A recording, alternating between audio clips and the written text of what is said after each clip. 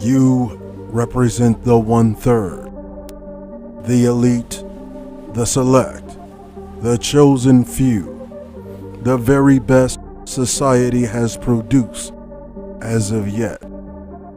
You are the vanguard combating the idiocy that undermines the masses.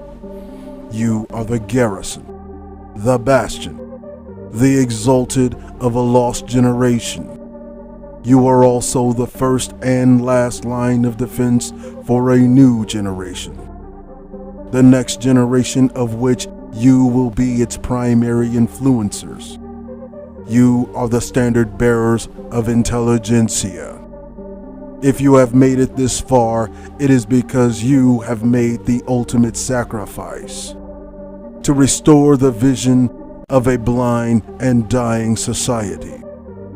Meaning you have cut through a great deal of chaff to meet me here, where I, Cerulean Grey, am now conscripting you. Welcome to Fort Grey. Consider yourselves now operatives of the Grey regime. 2/3 policy is in effect.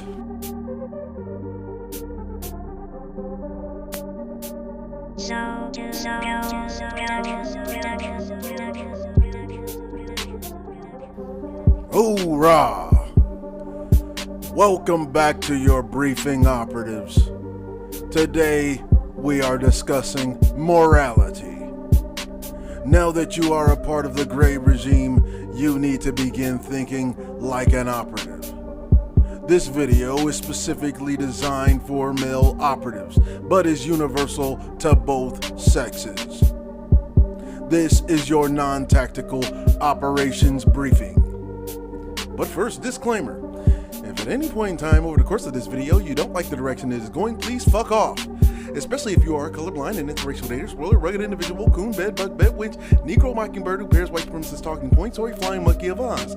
This video will likely cause you to have some feelings of discomfort, shame, denial, or self-loathing, likely from realizing just how intellectually inadequate you are. So fuck off now to prevent any further damage to your fragile ego and or emotional state, or just stay and learn something that no mainstream teacher within the present school system will ever disclose to you.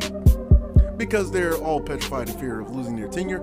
Well, that and, they fucking hate your guts anyway, so lying to you is easy.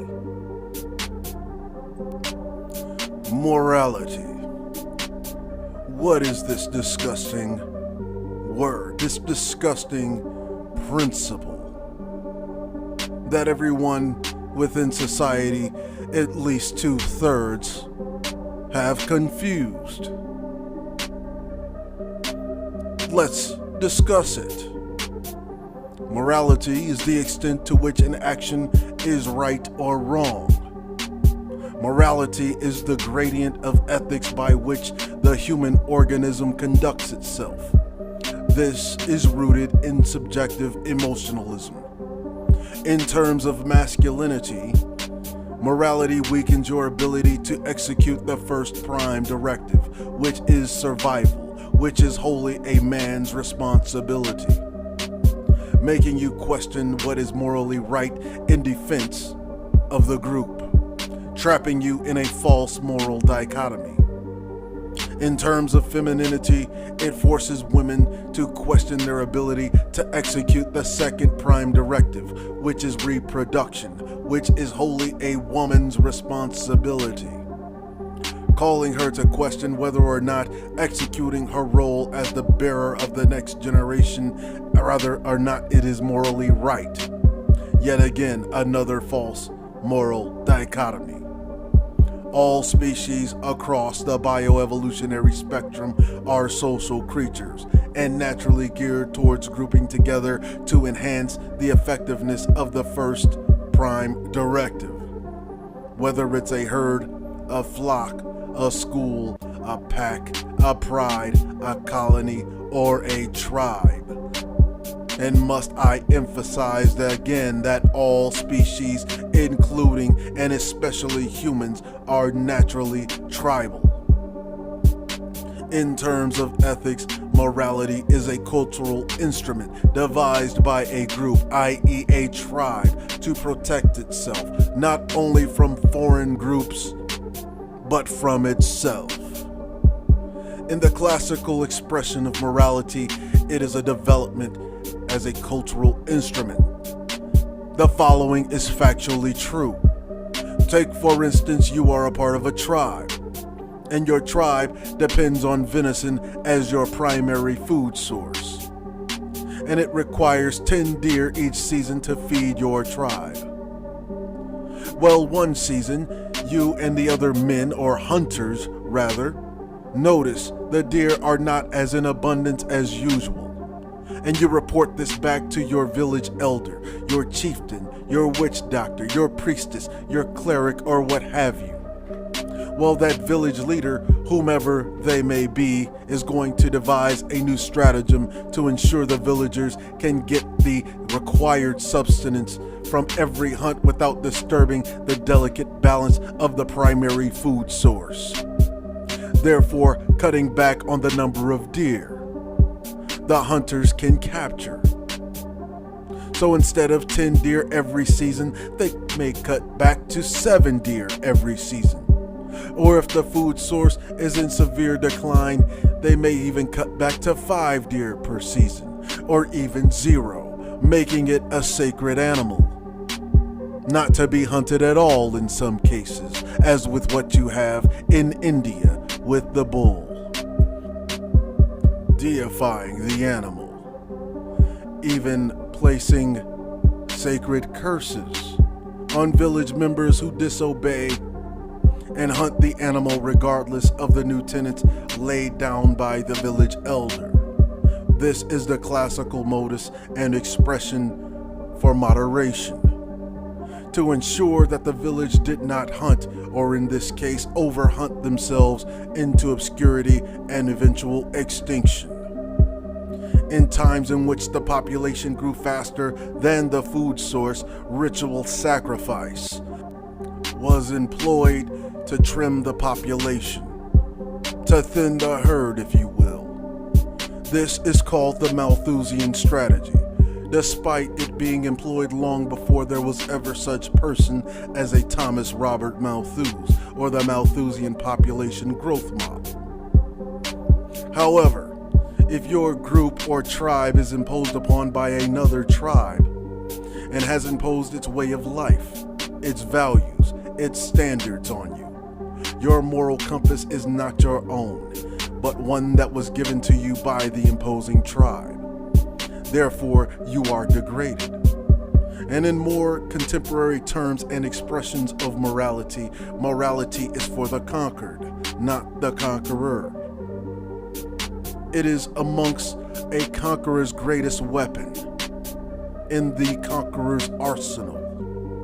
It is how the conqueror retains what they have taken from the others whom they have imposed upon, by convincing their victims that what they did to succeed at conquest is now wrong or taboo for a modern society.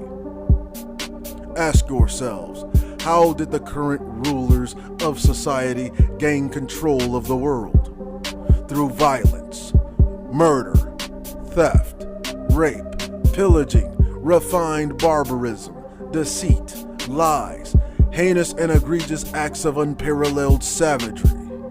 Therefore, in this contemporary display of morality, in order for these advanced barbarians of opulently refined savagery convince their victims that the methods of which they have seized power is now wrong. Now that they have stolen everything from you, now they make it illegal for you to steal, so that you are trapped in a false moral dichotomy about taking it back.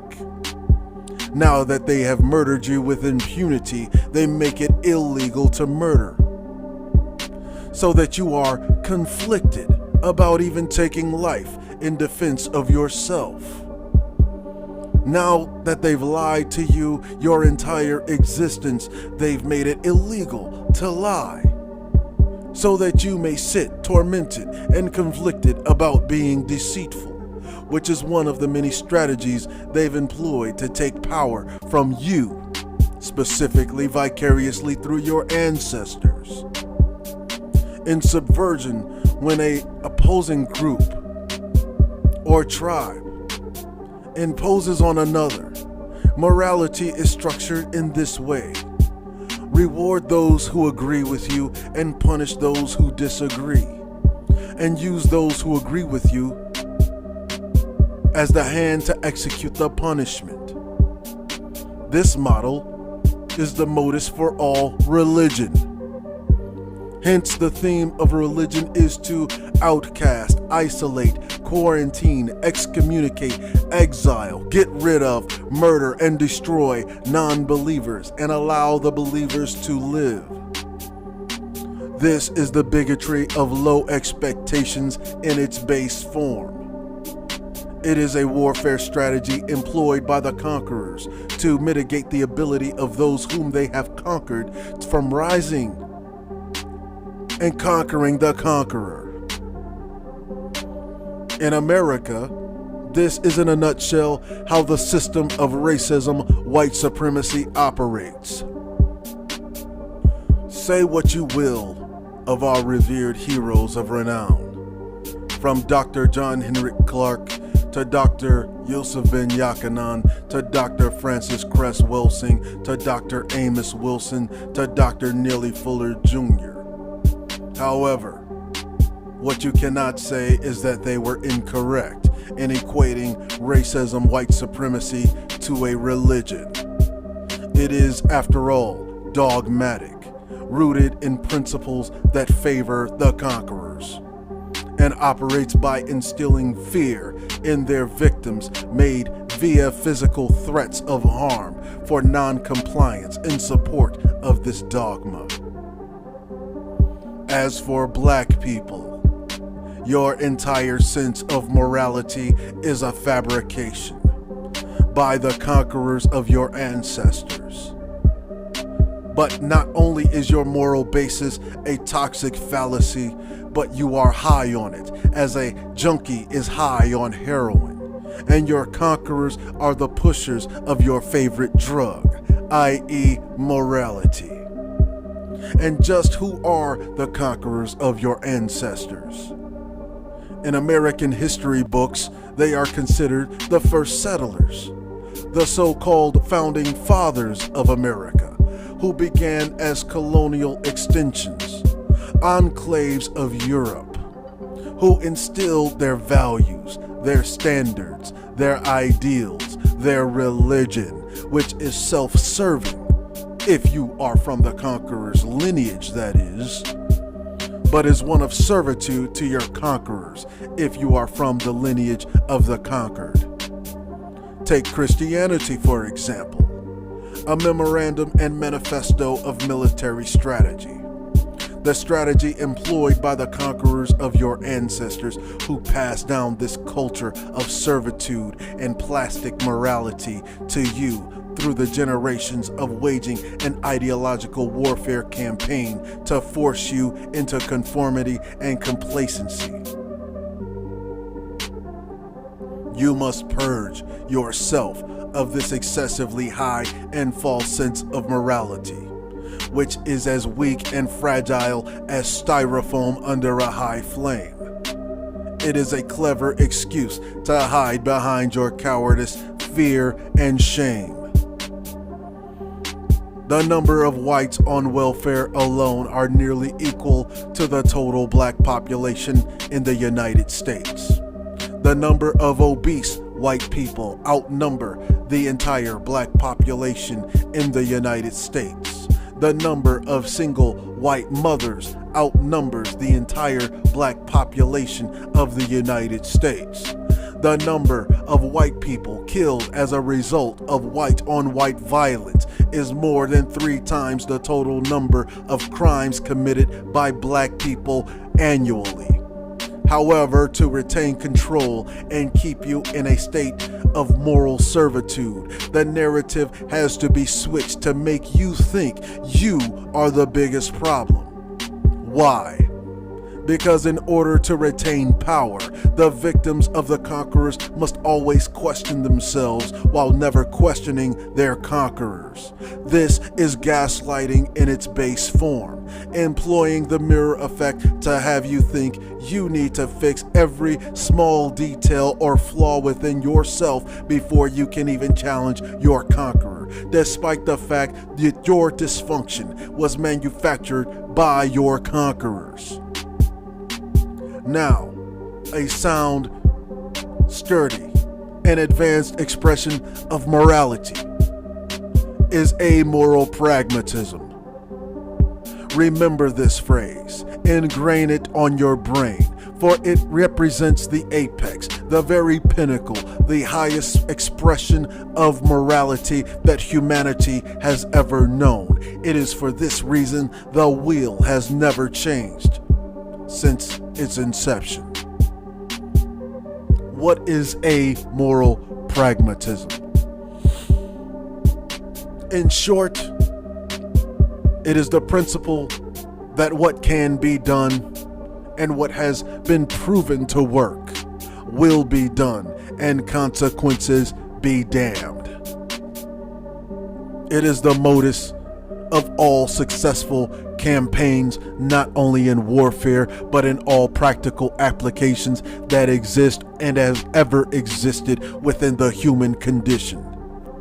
Amoral pragmatism is the core of tried and true societal progression in any period of history that you could point to.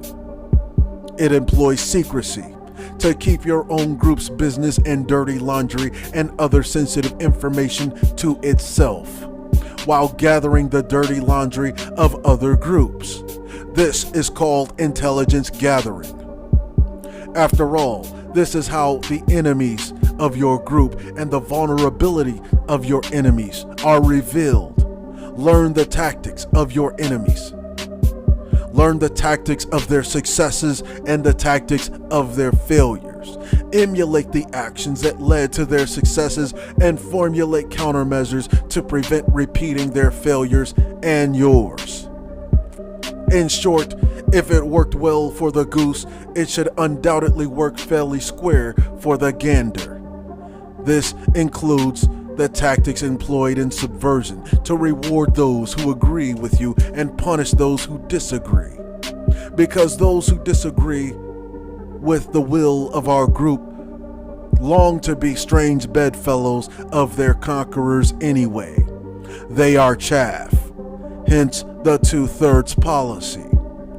There are moments in which critical decisions require a consensus, and everyone in the group must move as one, must move as a monolith, as a singular body. And detractors will undoubtedly cause the destruction and decline of the entire group because of their personal affinity for their conquerors, whether that is a moral affinity or a sexual affinity.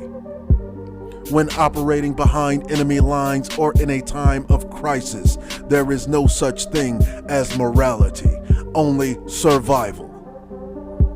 And in the immortal words of our esteemed and revered brethren, El Hajj Malik El Shabazz, otherwise known as Malcolm X, by any means necessary, is the modus operandi of the amoral pragmatist. Consequences be damned. And in my own words, the words of Cerulean Grey, fuck doing what's right, do what works. Right and wrong are subjective. What is right for the spider is morally wrong for the fly. Which will you be, operatives? And with this, I impart permission to join the conversation. Like, share, comment, subscribe, and be great. This concludes your non-tactical operations briefing. Salute to the nation. Cerulean Grey, over and out.